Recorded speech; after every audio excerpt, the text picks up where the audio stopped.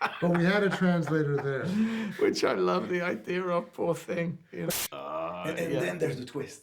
Exactly. But at first, So, come on, it's So you're gonna know. we all 'cause land you're well. French. yeah. That's how I try to break it down. Like Jeremy. Hello, Olivier. First of all, thank you for being here in real Thank you. person. And since you were talking about French, how much French did David made you learn for the movie? Well, for me, it was really just that nonsense song, you know, pulling it out and learning how to say grapefruit. La pamplemousse.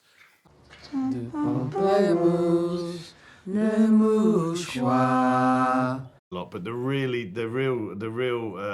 task was for Margot most, wasn't it? What I loved, she was saying to me the other day, and I'd forgotten, I was off camera laughing at this. You know, the way that David works, all right? There's a script. We film the script. So Margot gets to know the French that she is scripted, that Valerie's going to say. So she does that, and she perfects that, and she's saying those lines.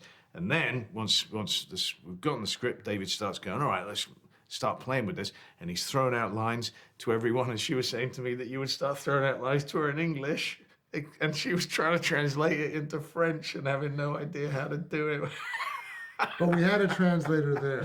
Which I love the idea of, poor thing. You know? You did have a French scene with Matthias Schoenaerts, which was very cool. Of course, yeah. And you go, and you say, Matthias was wonderful. do you remember what you said? Souviens-toi. Yeah. I think Souviens-toi. There's a few other lines like Yeah, that. yeah. But that was great though, working with Yeah. Matthias, because I would do it, and then when I would forget it, I would just say to Matthias, say it, and he would give me my line, and I would just repeat it right back to him.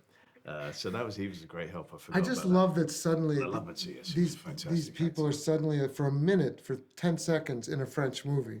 Yeah. Even if it's a broken English French movie, Yeah. it's like I was like, cool, it's suddenly French.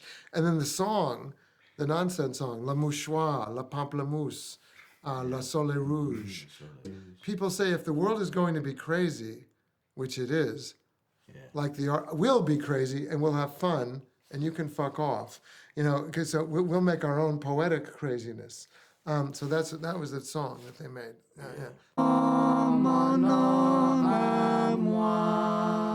Yes, that was it.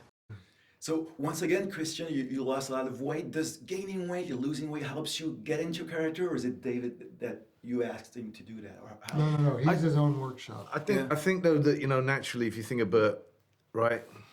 Strong, robust, young man, success in his future, you know, working class, scholarship, going to become a doctor, and then life just beats him up. Back brace, anxiety, shell shock, losing the eye, back injury, experimental medicine. That ain't going to be the picture of health. You know what I mean? And so every time, and we would sometimes sketch Bert on little napkins at the diners. And always to me, Bert had sunken cheeks. You know, I was always like, no, he's got to have sunken cheeks because that's what life has done to him. You know, so yeah, I just think I think it just helped. He has the Christian Bale workshop. And it's always magical to see what's going to come out of the Christian Bale workshop.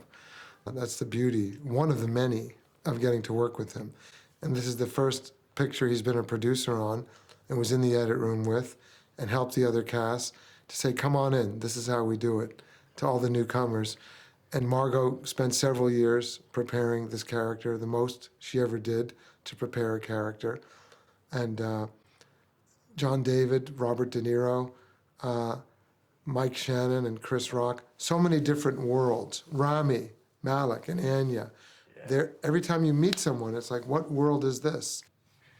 Okay, my time. How about one more? One more. Oh, that was it. You got one more? Or not Sure, again? yeah. Well, Do it. I wanted to ask, like, you said, like, Peter Falk in Columbo was an influence in Bert's? That's a little bit too much has been made of that. Okay. I love Peter Falk and I love Columbo, but you know, look, inevitably when David's saying, right, you know, he's going to lose an eye, and when he's got a back injury and he's a bit stiff, and then there was a lot of my son mannerisms of that, and then I'd call David and I'd be saying, I'm stalking this man down the street right now, and he's got this really cool way of walking, and then I just heard how he talked and blah blah blah.